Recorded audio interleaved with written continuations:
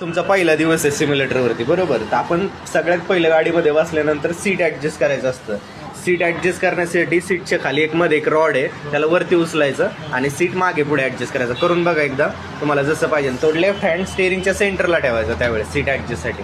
डावा हात वरती घ्या स्टेअरिंगवर, हां घ्या, ॲडजस्ट करा सीट. बस आता क्लच पेडल दाबून बघा. 3 पेडलमधला जो डावा पेडल आहे तो क्लच पेडल आहे. दाबताना जोरात दाबा, सोडताना हळूहळू सोडा.